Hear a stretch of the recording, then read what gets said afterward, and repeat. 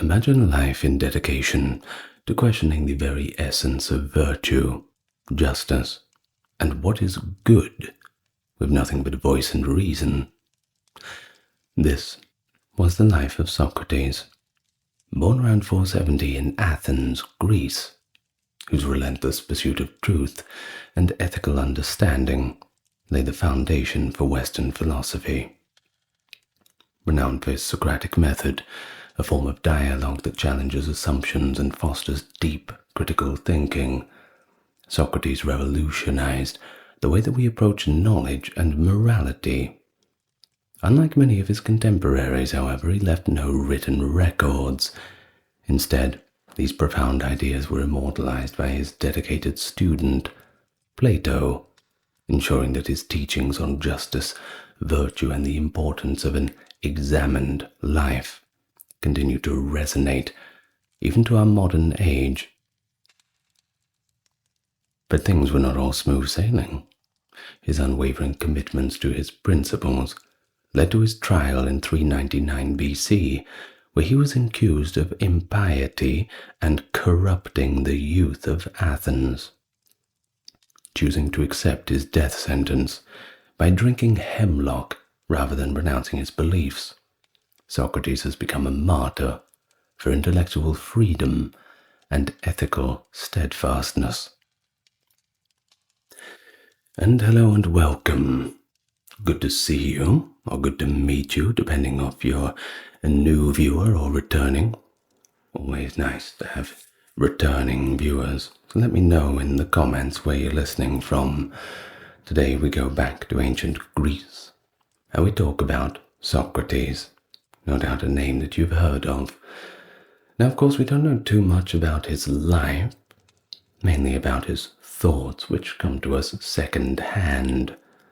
It's just the nature of the time period, and hopefully we'll unearth some beautiful tablet with a full life story one day. But I'm not holding my breath. So with that in mind, we'll begin with the biography, then a description of his trial and death, and then we'll go into some specifics, discussing a few points of philosophy, which I assume is why you're here.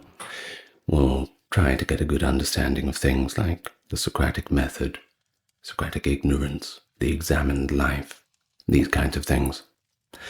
So let us now begin.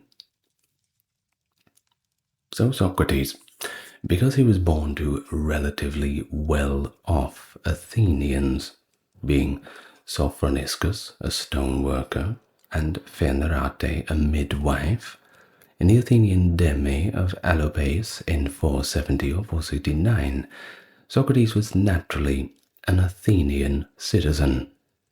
And that means a lot. Certainly the center of the world for a great many things around 470 BC.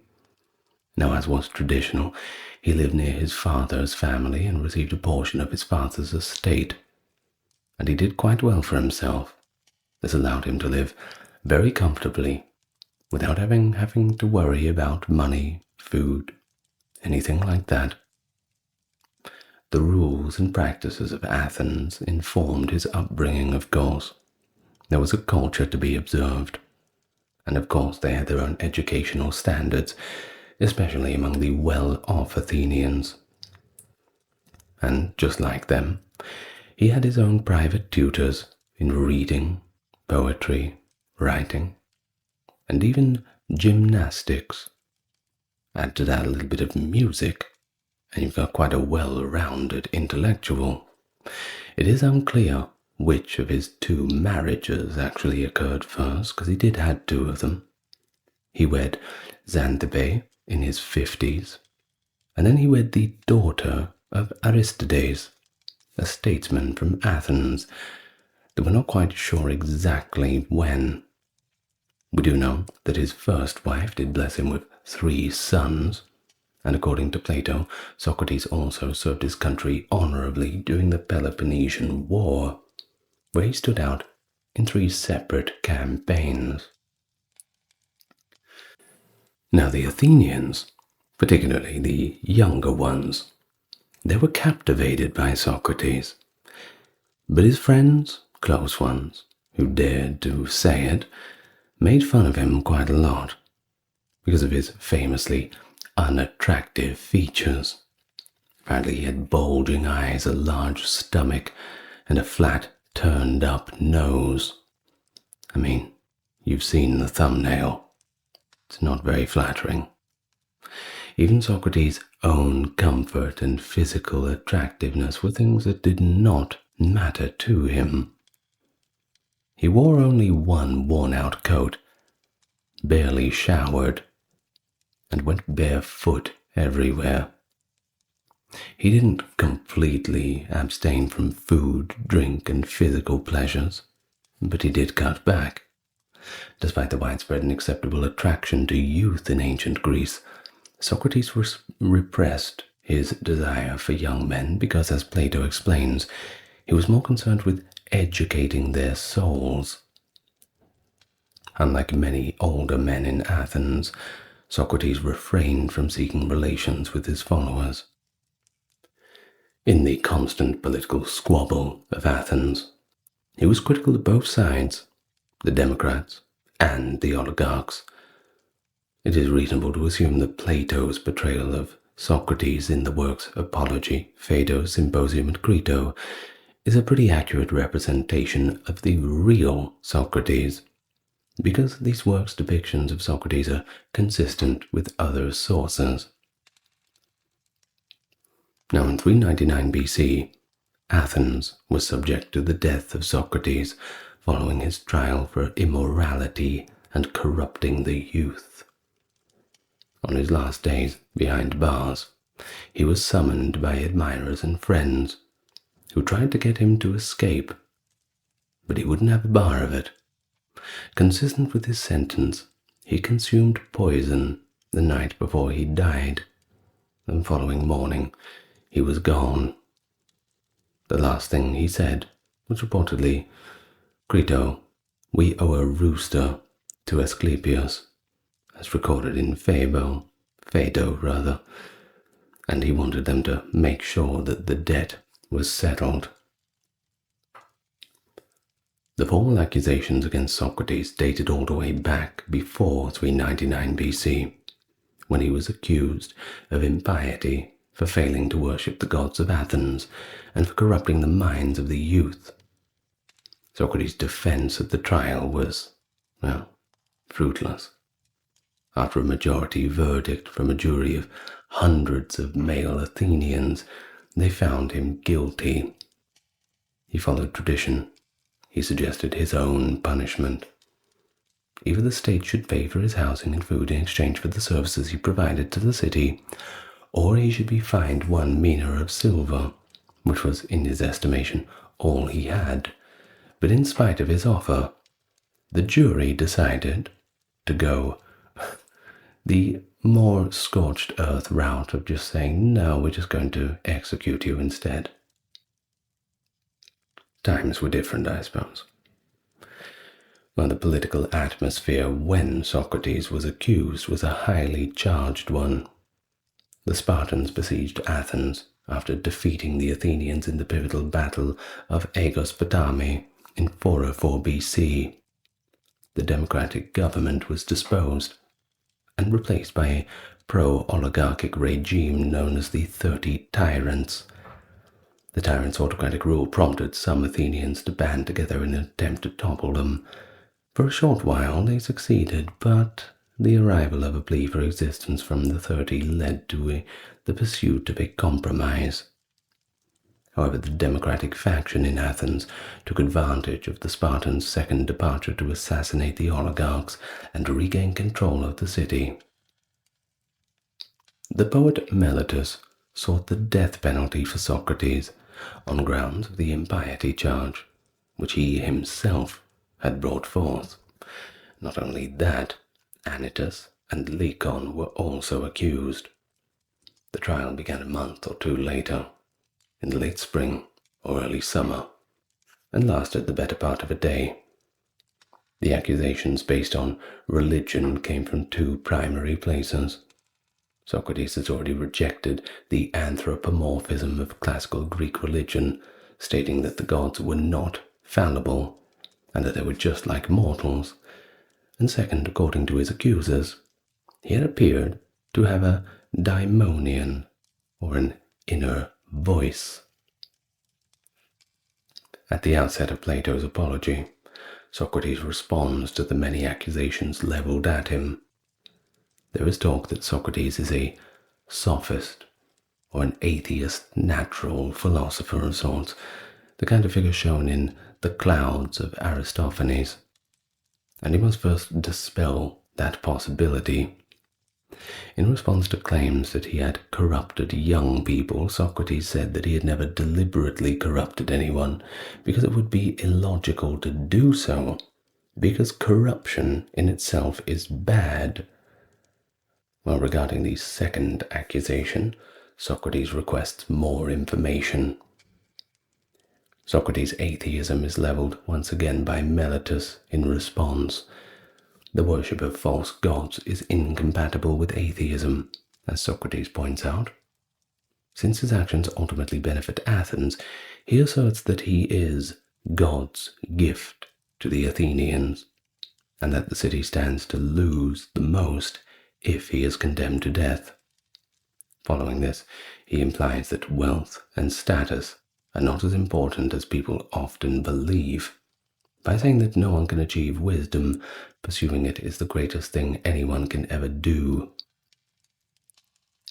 In the aftermath of his conviction, Socrates was granted the opportunity to propose alternative forms of punishment. But of course, he turned everything down. The death penalty was his only choice. Academics are still divided on the subject of what exactly prompted the Athenians to condemn Socrates. There are a few doubtful hypotheses that exist. One holds that Socrates' conviction was based on his religious beliefs only, while the other holds he was accused and found guilty due to political affiliations. Religion and the state in ancient Athens were not completely distinct. The fact that the accusations of impiety predominate the narratives of the trial by Plato and Xenophon lent credence to the idea of a religious persecution. According to these narratives, Socrates did not try to deny that he did not believe in the gods of Athens. The fact that numerous atheist philosophers and skeptics of the period evaded prosecution is another counter to this argument. There is an argument for political persecution that states Socrates was persecuted because people saw him as simply an enemy of democracy. During the rule of the 30 tyrants, Socrates and his students were largely opposed to democracy. The fact that the Athenians granted amnesty to their citizens in 403 to prevent a civil war from breaking out following the fall of the 30 tyrants typically cast doubt that it was a political persecution. The accusers may have based their rhetoric on events that occurred before 403 BC, as shown in the trial text of Socrates and other texts relating to it. Well, either way, he didn't get away with it, and the hemlock went down. So with that out of the way, let's first discuss a few things about the philosophical aspects, what he's really known for. But first we have a term that you're no doubt familiar with. That is the Socratic Method. We've all heard of it, but what exactly is it? Well, his signature technique, the elenchus, is a defining feature of Plato's Socrates. It shines brightest in Plato's earlier writings, Republic, Critogorgias, and many more. And what follows is the standard elenchus procedure. In Socrates' parables, a group of young men and boys listen as he challenges an established authority on a given subject. Through their exchanges, Socrates demonstrates how the expert's views and arguments are at odds with one another. He poses the question, "Define the term for me." And just as that, the conversation is kicked off. Think about it. If somebody says that something is a thing, then you would ask them, what does that mean? Let's just say if there's something in political discourse, if we were to say that something is discrimination, Socrates would most likely reply, define discrimination for me. And then we would move from there. This does tend to trip people up in quite a lot of arguments. Try it next time. Watch them squirm. Of course, we can use this in all different contexts. Now, as he presses the issue further, the interlocutor's responses ultimately run counter to the initial explanation, so we can conclude that the expert had no real understanding of the term to begin with. One or both of the parties to the conversation might propose alternative meanings. Socratic inquiry then turns its attention to that revised definition. Socrates and his interlocutor aim to get closer to the truth with each iteration of question and answer. Frequently they persist in showing their lack of knowledge, since the interlocutor's definitions usually reflect the prevailing view on a subject. The debate casts doubt on that view as it goes on. See, even Socrates uses the Socratic method to evaluate his own views. Therefore, Socrates does not impart a dogmatic philosophy. Instead, while he and his students and interlocutors seek the truth, he freely admits his own ignorance. Of course, everyone chimes in with their own opinions, and academics have cast a bit of doubt on the Socratic method, its authenticity, and really its precise characteristics. Ancient philosophy expert Gregory Vlastos asserted that the Socratic method does not work for determining whether a proposition is true or false. Instead, it was a means to demonstrate the incoherence of the interlocutor's beliefs. Whether or not we believe that Socrates is trying to disprove an assertion determines the dominant school of thought on this point of view. The first school of thought holds that Socrates is using this strategy to either affirm or refute a claim. This strategy is known as the constructivist approach. The neo-constructivist view maintains that all Socrates is trying to do is show how the original argument's premises and conclusion are contradictory. Now, prioritizing the search for definitions is how Socrates begins most discussions. We have questions like, what is justice? What is goodness? What is courage? And it's these things that serve as that springboard for conversations. And Socrates seeks a definition from an authority on the topic. Socrates sought out distinct instances of virtue to illustrate its characteristics before attempting to even define them. Socrates sought a definition in an attempt to exorcise the atmosphere from the radical skepticism of sophists, who, according to Guthrie, had questioned the substance of many virtues during the time that Socrates lived. Some academics contend that Socrates does not support the principle of definitional priority, since he does not support it in all of his writings. Some have claimed that Plato, and not Socrates, is the one who is responsible for this emphasis on definition. Although he acknowledges Socrates' support for definition is paramount, philosopher Peter Geach deems that this method is flawed. It is possible to know a proposition without knowing its precise words, he says. Well, since he does not understand the nature of ethical concepts like arete, i.e. goodness, courage, Plato Socrates frequently admits that he is ignorant. Socrates asserts, I thought even as a happy man, if he really possesses this art and teaches for such a moderate fee, while his life is hanging in the balance during his trial. Without a doubt, I would take great pride in myself if I were aware of these things. But alas, I am not. Even though he claims to be ignorant, Socrates seems to have some knowledge in several of Plato's dialogues, and can come across as quite opinionated.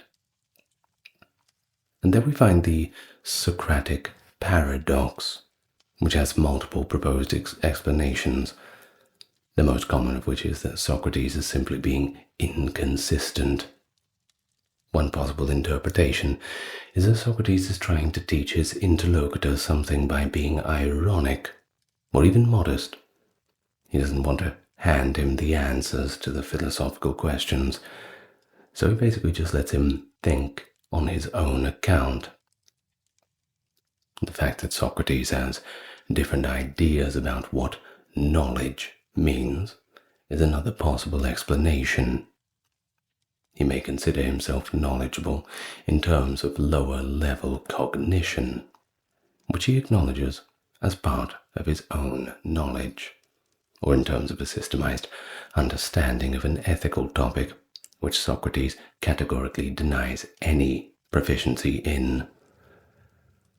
Well, whatever the case may be, pretty much everyone agrees that Socrates gets the first step towards wisdom, is admitting that one does not know anything. Of course, we have that famous phrase, I know that I know nothing. And that sums up Socrates' denial of knowledge. Whether this is a real denial of knowledge or just a play on the Socratic ignorance, well, that's up for debate too. And I suppose it depends on the context. Despite the fact that this viewpoint appears elsewhere in Plato's early works on Socrates, it is commonly ascribed to Socrates due to a statement in Plato's Apology. But in other remarks, he suggests or even asserts that he is knowledgeable. This is illustrated by his statement in the other section of Plato's Apology that goes as thus. But that to do injustice and disobey my superior, God or man, this I know be evil and base. Of course, this is something that we do not need to describe evil and base. If our terms for our definitions of evil and base are already defined, then we already know that injustice be evil and disobeying a superior be evil. Right? There is also another quote. I know well that if you will agree with me on those things which my soul believes, those things will be the very truth. He says these during his debate with Callicles. It is still debatable whether Socrates' presumption of ignorance was genuine or whether it was an act, as I've mentioned, that Socratic ignorance. Many people think that he really was acting modestly, but of course, a lot of people simply take it face value. There is also the other argument that it is more an invitation to invite his interlocutors to engage in the conversation with him. Usually people are quite delighted when they have the opportunity to teach someone a subject which they, whether they are an expert upon or whether they believe that they're an expert upon, they have this opportunity to convey it to another person. This is, of course, usually where Socrates would ask those prodding questions, and the person who believes that they were an expert by the end of the conversation realizes that they know nothing of what they're talking about. He's quite good at it. Well, there is sufficient evidence to disprove both of these assertions, I suppose, whether he's acting modestly or just inviting others to conversation. Now, knowledge meaning certain and knowledge meaning elenchus, or the Socratic method, these are the two distinctions. Well, knowledge, C, refers to facts that cannot be debated, while knowledge, E, this is the difference between certain and elenchus, is the information that came from Socrates' elenchus. Socrates isn't just being truthful, when he says he knows something, but he is really knowing it when he says it in Apology, for instance, that disobeying one's superiors are evil. This is all according to the aforementioned Gregory Vlastos.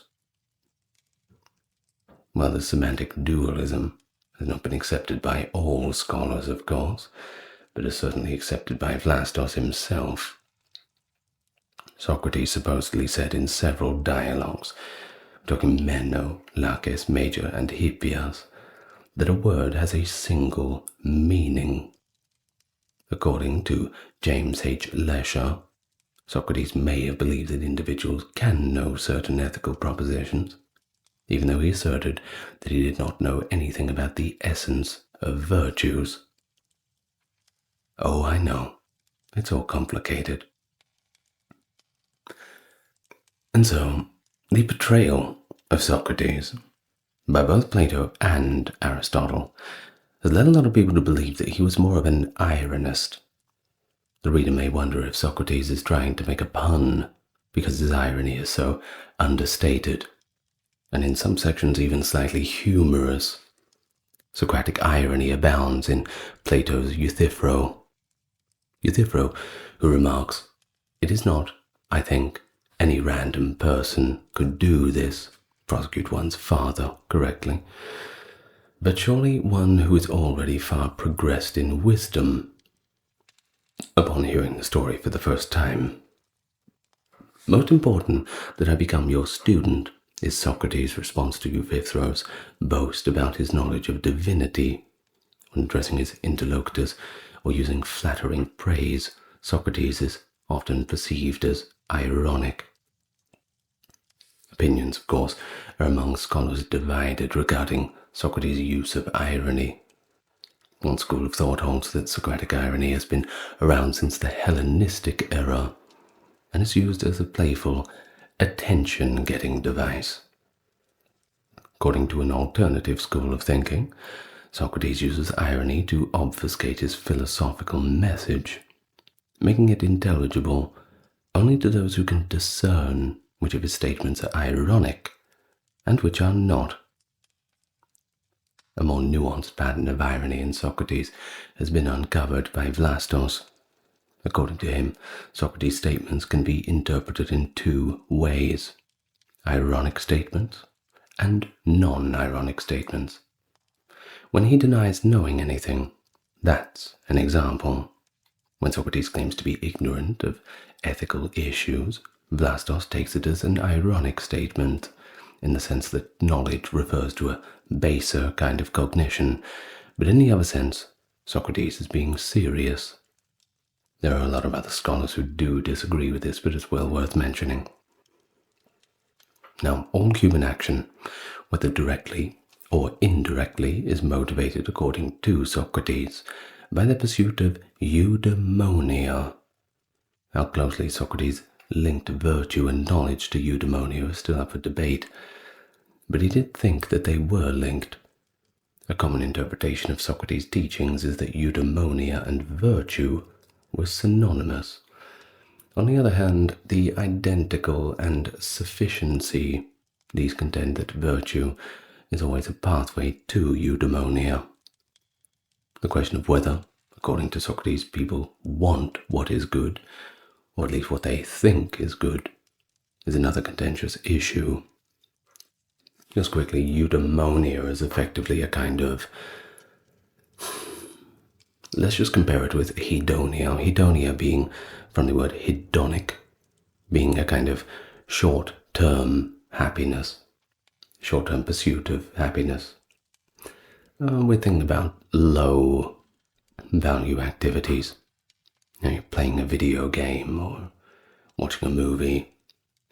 There are other ways of pursuing happiness, taking the very short-term route. These are hedonic pursuits. And then, of course, in contrast, you have eudaimonia, which is a more long-term and virtue-based chase of happiness.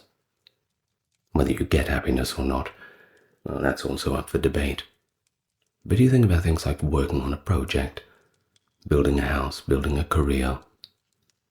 building a marriage, a family. These things are eudaimonic pursuits, requiring a lot more time and effort. But you're better off in the long run. Knowledge, in general, plays a central role in Socrates' moral intellectualism. He's known as a virtue intellectualist because he thought that knowledge was the foundation of all virtue, and without knowledge, there can be no virtue. Also, according to his theory, motivational intellectualism, people are led by their intellect to understand their desires rather than their impulses. The idea that no one errs willingly, which Socrates alludes to in Plato's Protagoras, has become symbolic of Socratic virtue intellectualism. Socrates de-emphasizes irrational beliefs or passions in his moral philosophy, which places an emphasis on the intellect as a path to a good life.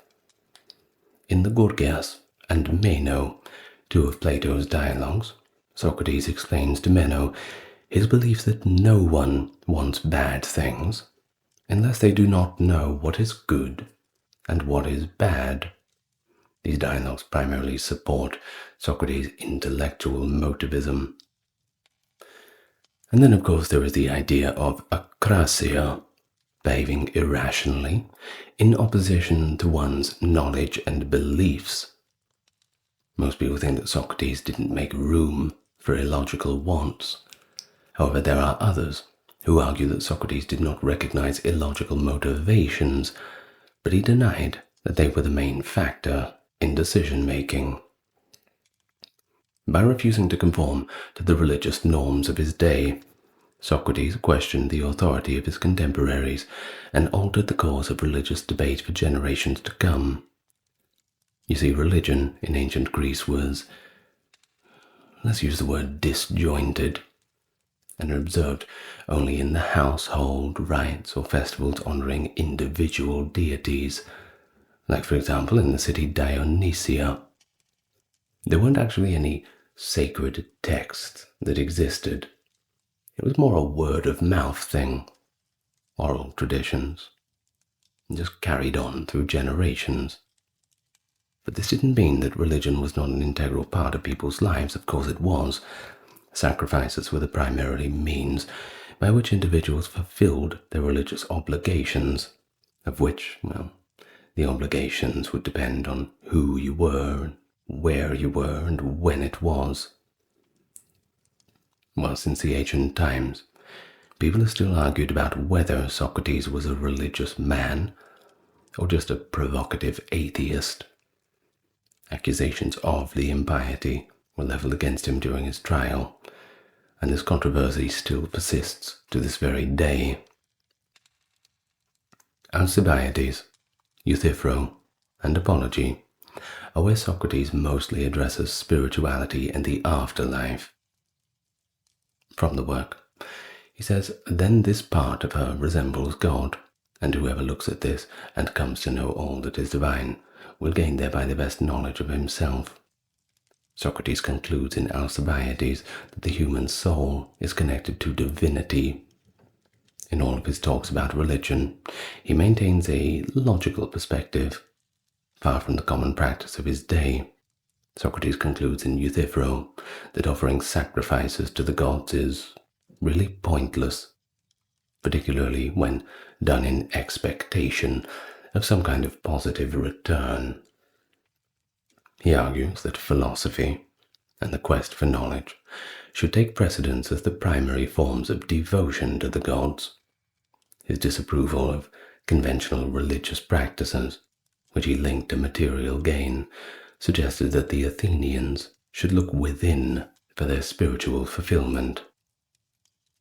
Regardless, Socrates, contrary to popular belief at the time, maintained that the gods were essentially just and wise. Regarding the connection between devotion and the dictates of a powerful deity, Socrates poses the following question to his interlocutor. Is something good because it is God's will? Or is it good because it is God's will? So which comes first, the good or the God? Socratic thought diverges from this conventional Greek theology, which presumed the lex talionis, the eye for an eye principle, to be self-evident. Goodness, according to Socrates, does not depend on gods, and gods must be devout individuals themselves. By telling the jurors that he acknowledged the gods more than his accusers, Socrates affirms a belief in the gods in Plato's Apology. God's existence is presumed for Socrates in Plato's dialogues. He never questions their existence, while Socrates' discussion of the great unknown after death in Apology lends credence to the idea that he is at least agnostic. His dialogue with his students on the last day in Phaedo expresses his firm belief in the soul's immortality. Oracles, divinations, and other messages from the gods seem to have been also believed by him. These portents did not give him hope for moral matters, but rather foretold the bad things to come. Of course, a lot of people have different beliefs on how Socrates' religious beliefs and his rigorous rationalism relate to one another. Some people believe that Socrates confirmed every divine sign by interpreting it through his own secular reason. According to Socrates, since virtue is a kind of knowledge, there is really only one virtue. And people are bad, according to Socrates, because they don't know enough yet. They need to be enlightened. They're not bad, they just don't know any better. A union of virtues, of course, flows from this unity of knowledge. The well-known proverb, "No one errs willingly," is based on this principle. Socrates uses bravery as an example of a virtue that can be united in Protagoras. He argues that one can take the risk if they are aware of the specific danger. While some sources claim that Socrates had sexual relations with young people like Alcibiades, others maintain that his friendship with boys were purely platonic and aimed at helping them grow as individuals. He boasts in Gorgias that he was in love with both philosophy and Alcibiades. In Protagoras, Meno, and Phaedrus, his flirtatiousness is on full display. But the precise nature of his connection with Alcibiades remains a little unclear, though Socrates was renowned for his restraint, and Alcibiades confesses in the Symposium to having attempted to woo Socrates without success. The majority of what is known about Socrates' theory of love and affection comes from Lysis, in which he has a conversation about love with Lysis and some friends at a wrestling school. Their conversation begins with an examination of parental love and its manifestations in relation to parental control over their children's activities, and then the limits that parents would impose upon them. If Lysis is completely useless, Socrates thinks, not even his parents will love him. Scholars generally agree that Socrates wrote Lysis with a comedic tone in mind, but some have argued that this reveals his more egocentric view of love, which holds that we should only love those who benefit us, which of course is a little bit selfish, but, well, the world is the way it is, isn't it? On the other hand, some academics contend that Socrates' teachings allow for a love that isn't driven by egotism towards a spouse, while others reject the idea that Socrates ever implies egotism. According to the argument made in Symposium, parents are brought closer together by their children's mistaken belief in immortality. Love, according to Socrates, is rational. At least that is the main idea pointed out by scholars. Although Socrates generally admits ignorance, he breaks his rule in Symposium by promising to reveal the truth about love, a lesson he picked up from a quote-unquote clever woman, because he knows nothing else. it is conceivable that Diotima actually existed. However, some scholars argue that Socrates spent his youth near Aspasia and that she is the inspiration for Diotima, the person Socrates credits with his concept for love in Symposium, by the way. It is also challenging to pin down his precise political philosophy, despite his prominence in public cultural and political discussions. He tells Callicles, in Plato's Gorgias, "I think I'm one of the few Athenians, not the only one, but among our contemporaries, to take up the true political craft and practice the true politics."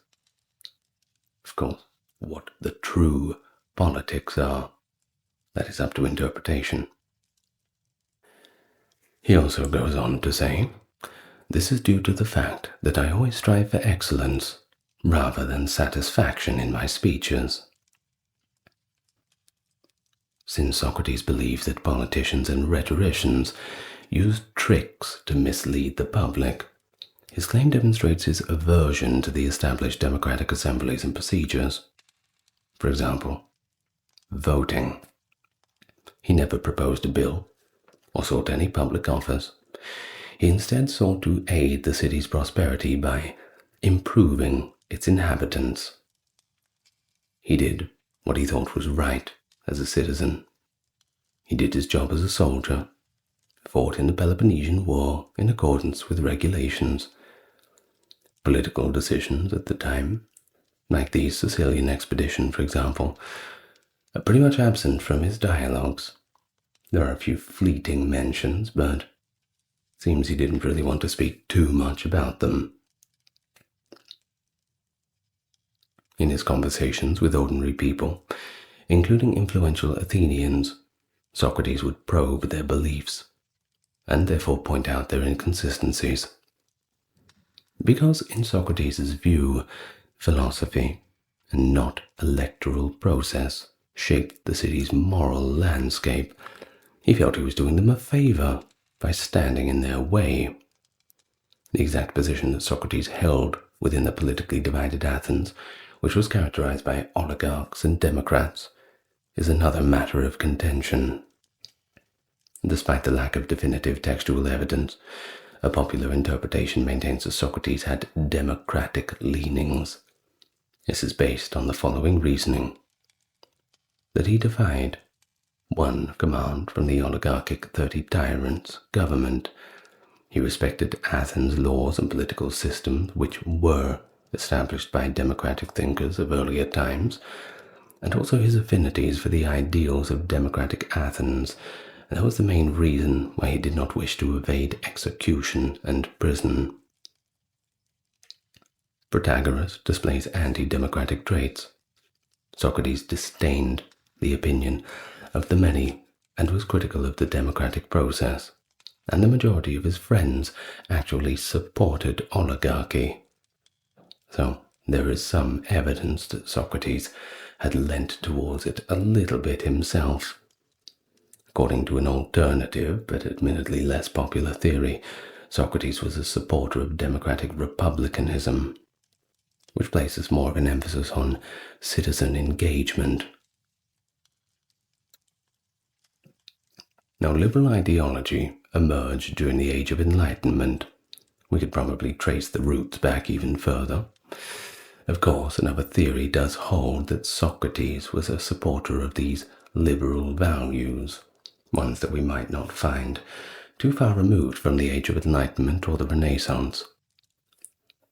He argues that the city and its inhabitants have an advantageous relationship in credo and apology, which form the basis of the argument. Socrates argues that the city dwellers have moral agency and the option to leave at any time, but that remaining in the city signifies submission to its authority and laws. Conversely, civil disobedience has Socrates as its progenitor, which is kind of ironic. This line is suggested by Socrates' strong opposition to injustice, as his refusal to obey the 30 tyrants' order to arrest Leon. In Critias, he states, one ought to never act unjustly, even to repay a wrong that has been done to oneself.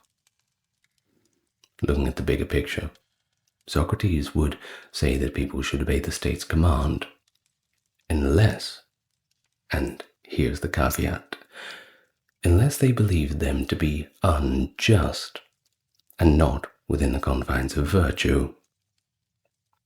To which, of course, a conversation would obviously be started. And what is virtue? How are we defining the terms? You see how it just goes around and round in circles. Well, either way, following his passing, Socrates had a tremendous effect on the field of philosophy. I mean, obviously, we're still talking about him.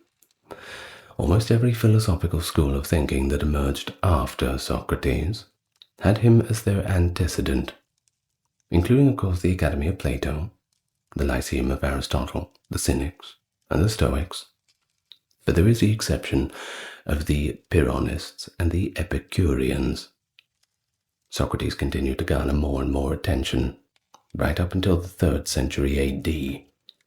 Philosophical schools differed substantially in their interpretation of Socrates' ideas because he had not provided answers to the most basic of questions. We're talking about the meaning of life and the character of virtue. He didn't provide answers. He just left us with more questions.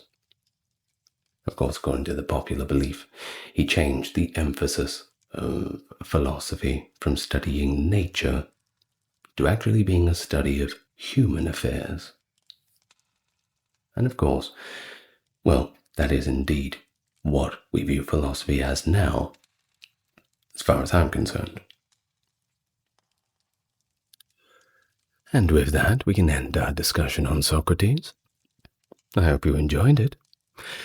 I will thank my top-tier patrons and supporters: Dark, Kerry, Kimberly, Ember, Ben, Britt, Charles, Aaron, James, Jeffrey, Melissa, Scott, Stark Factory, Wendy, Jaden, Sherry, Jessica, Christine, Sally, Katiana, Christine, Fizaba, Legitimus, Maverick, Susan, Dr. Neuro Nerd, Cameron, Alexander, Daniel, JR, and Charlene.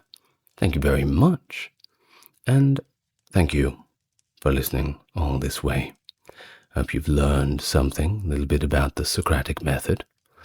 And I will see you in the next video. Good night, and lots of love to you all.